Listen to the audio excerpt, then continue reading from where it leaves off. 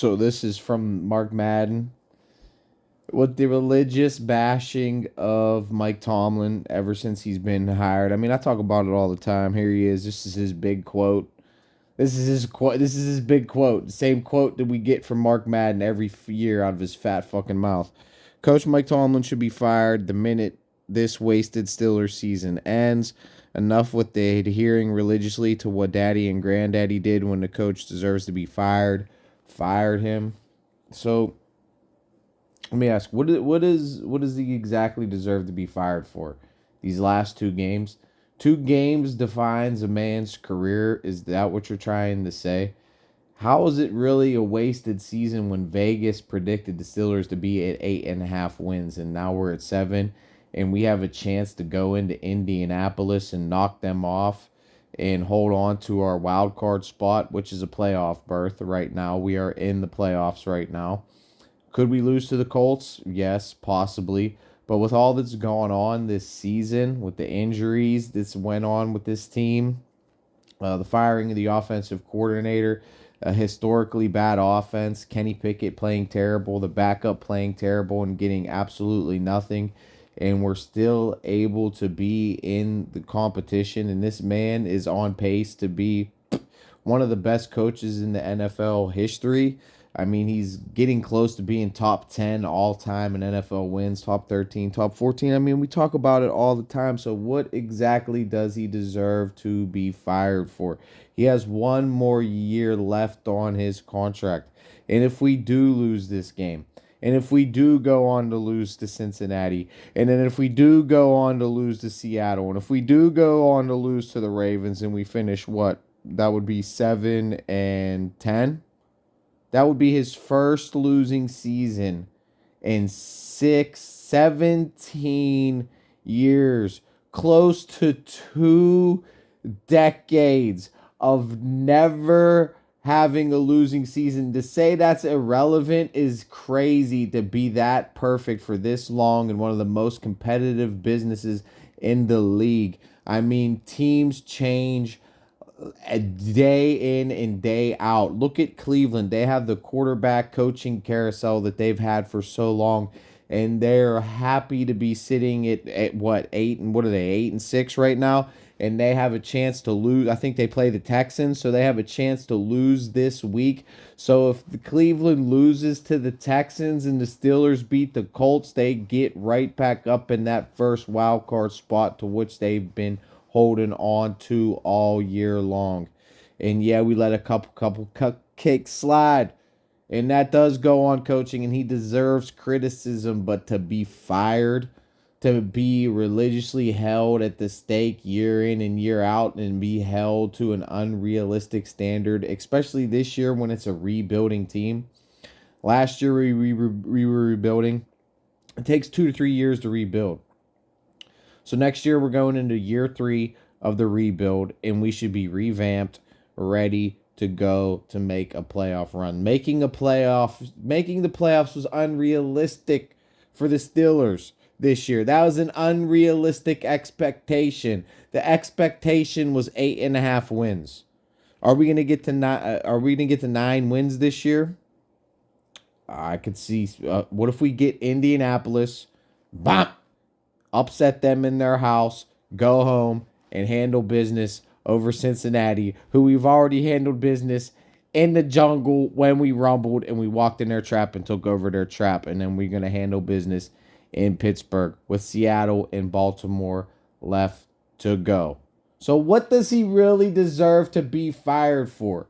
This wasted season. What is a wasted season? This has been a competitive season all year long, and we still have a chance to make the dance. We're still alive. There's teams that aren't alive, and we still have a lot to build off of. We still have TJ Watt locked up for years. We have Alex Highsmith locked up for years. We have Minka Fitzpatrick locked up for years. We just drafted a stud in JPJ. We just drafted a stud in Keanu Benton. We just drafted a dude that's coming off the bench, Herbig, making plays. He's the 5th round. Darnell Washington out there making professional level blocks. I mean, this draft was nice this year. I mean, we have things to build off of.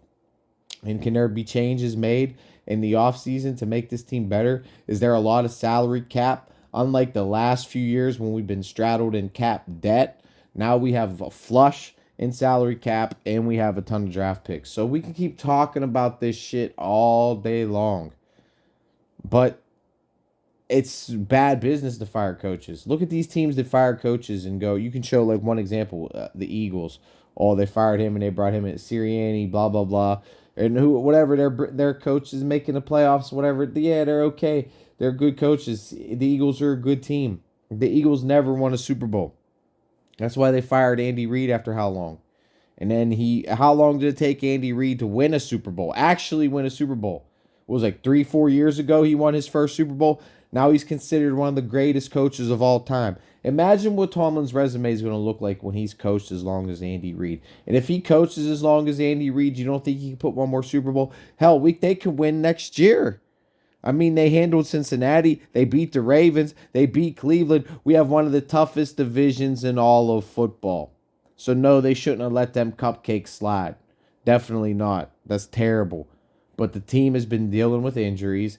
The team is pretty hurt. The starting quarterback's out of the game. I mean, are those excuses? No, we just fired the offensive coordinator. And we're still being competitive. You got receivers going crazy. And we're still somehow finding ways to be competitive at the end of the day. So, and we still have a lot to build off of going into years, future. Years, you can build around TJ. You can build around Watt. You can build around Minka. And if some of these offensive players actually pan out, you start building around them. Get rid of Najee Harris. Trade Najee Harris. Sign and re-sign Jalen Warren to like a 3-year deal. $5 million, 3-year, $15 million year. Pay Jalen Warren. Get rid of Najee. Draft another big back late. They can come in on third downs and pick up first downs. 4th and 1 situations and do shit like that. You can find a new guy and replace Najee's salary. And a lot of these offensive linemen can go. Mason Cole, bump, cut. Chooks, bump, cut. So that's like $15-20 million right there set up for just boom. You can just bring in both of those salaries combined. You can just bring in an all-pro free agent. Boom. Right there to go right next to Broderick Jones. And then Dan Moore's a backup on a rookie contract. Whoop. And then you got Samolo, who's great, has barely given up any sacks this year. That's why we brought him. Then we draft a center, first round. Ching, chang, bam, and revamped whole new offensive line. And then, hey, maybe in the second round, a Michael Finks is sitting there. A J.J. McCarthy sitting there that you want to bring in as a backup. You get rid of Mitchell Trubisky. Then you free up a lot more salary cap doing it that way. So that this team has a good future, and this team has a great opportunity. What the Rooneys and what the Steelers are all about, opportunity. And this is an opportunity to exceed expectations, get this win, go into Indianapolis when all the chips, all the marbles are against Tomlin. Somehow he finds a way to get this team together and get this team going and get him a dub. So it's going to be tough. Indianapolis is giving up a lot of yards on defense, but they can get after the quarterback. They can intercept the ball. They can really run the ball. Minshew's playing okay. He's not playing great, but he's playing okay. He can ever pull win out of his ass every once in a while. So, I mean, hopefully this defense can force some turnovers. Minka makes some magic happen. TJ makes some magic happen. The defense makes some magic happen. And Mitchell Trubisky goes out there and shows why he was drafted before Patrick Mahomes, like he said he was going to do, and he's going to fucking light the world on fire in December, because that's what we pretty much need. We already need that, but hey, if you get a 250-yard game out of Mitch, that'd be nice. I mean, why can't you get 250, 225? Can you get us 225, Mitch? Come on, baby, and we win this game. And run the ball like we could run the ball. This team's great at running the ball. They're like, but we're better. We're better running the ball than this team. We're ranked ahead of them by 1. They're like 15th, we're 14th. We're like 13th, they're 14th in the league in rushing. Zach Moss is a beast. Jonathan Taylor's a beast. Michael Pittman's a beast. They got some weapons on offense, and they got playmakers on defense. So shit ain't gonna be sweet. This is gonna be a tough game, and the defense has gotta buckle the fuck down, and the offense needs to step the fuck up for once in this goddamn season and back up the motherfucking defense that's kept them in this shit all year fucking long and get this fucking dub, go to 8-6, and then worry about Cincinnati next week and hopefully get some help. Texans over Cleveland, and we can get some help this week too. So here we go, Steelers. Mark Madden's a clown. Mike Tomlin's a Hall of Famer. He won't be fired. This ain't nothing that daddy did it, granddaddy did it, nothing like that.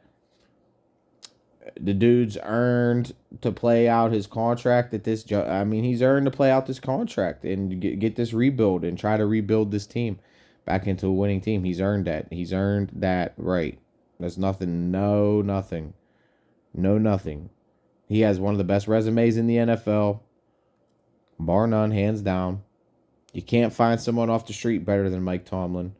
And if you fired him tomorrow, he'd be picked up and signed as one of the highest paid. Cleveland might pick him up and sign him, and then what? So, we'll see what Cleveland does. Cleveland, I think, will Cleveland to Houston. I believe that's who they play. So, the Bills play Dallas. But, there you go. There's some help right there, too. So, we can get a lot of help this week, too. We just got to handle business, hold on to our spot, and worry about Cincy next week at home. So, here we go, Steelers. Here we fucking go, baby. Defense! Defense. Let's get this shit, boy.